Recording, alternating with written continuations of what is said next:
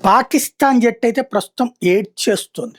మామూలు ఏడుపు కాదు. ఎందుకంటే భారత్‌తో ఈ దఫా కావాలని గొడవ పెట్టుకుంది. సైకలాజికల్ ప్రెషర్ ప్రిపేర్ చేసి.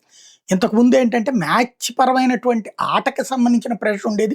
మావాడెంత తోపు, మావాడెంత తోపు అనేటటువంటి ప్రచారం. అది కాకుండా భారత జట్టు మీదన సైకలాజికల్ హెరాస్మెంట్ చేయడానికి, మానసిక ఒత్తిడిలో మనోళ్ళు పక్కన టిల్ట్ అవుతారు అన్న ఉద్దేశంతో నడిపిన గేమే కావాలని బంగ్లాదేశ్‌తో గొడవ పెట్టించడము, పాకిస్తానే ఆడనని చెప్పడం, చివరి నిమిషంలో ఆడతామని చెప్పడం ఇదంతా గూడా. ఈ మొత్తం నడిపినటువంటి పాకిస్తాన్ క్రికెట్ బోర్డుకి సంబంధించిన నఖ్వీ, షాబాజ్ షరీఫ్ వీళ్ళే బాధ్యులు.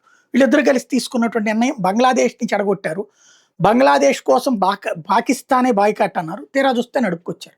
ఇప్పుడు సీన్ కట్ చేస్తే ఓడిన తర్వాత తప్పు నీదంటే నీదనేటటువంటి సిట్యుయేషన్ నడుస్తోంది. అందులో కీలకమైనటువంటిది పాకిస్తాన్ క్రికెట్ బోర్డు శ్రీలంకన్ ప్రెసిడెంట్‌ని తిడతందట. మొహ్సిన్ నఖ్వీ ఇదంతా కూడా శ్రీలంకన్ ప్రెసిడెంట్ వల్లే జరిగింది.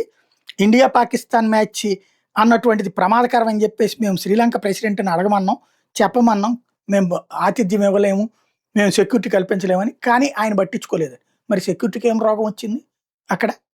దాన్ని బట్టినే అర్థమవుతుంది కదా పాకిస్తాన్ నైజం ఏంటి అన్నటువంటిది. వెధవాయిత్వ పనులు చేసి, అసమర్థ పనులు చేసి, తెర వెనకాల దానికి భయం ఉంది భారత్‌తో ఆడడానికి. ఆ ఆడలేకపోయినా తప్పు భారత్ మీద నెపం నెట్టాలనుకుంది. చచ్చినట్టు ఆడాల్సొచ్చింది. ఫైనల్‌గా ఐసీసీకి జైషా ఉన్నాడు కాబట్టి నడిచింది. లేకపోతే గనక ఆడుకునేది అది కొంత మనల్ని. అందుకని నేను చివరికి వేరే ఐపీఎల్ పెడతాలు, లేకపోతే వేరే రకాలన్నీ పెడతానని చెప్పి చివరికి ఇబ్బంది పడతా. ఇప్పుడు బా పాకిస్తాన్‌లో వాళ్ళ కెప్టెన్‌ని బూతులు తిడుతున్నారు. నఖ్వీని బూతులు తిడుతున్నారు. అట్లాగే బంగ్లాదేశ్‌లో గూడా బంగ్లాదేశీ క్రికెటర్లని అమ్మనక్కల్ని తిడుతున్నారు. అట్లాగే ఆఫ్ఘనిస్తాన్‌లోనే సంబరాలు చేసుకున్నారు భారతదేశం పాకిస్తాన్ మీద విజయాన్ని.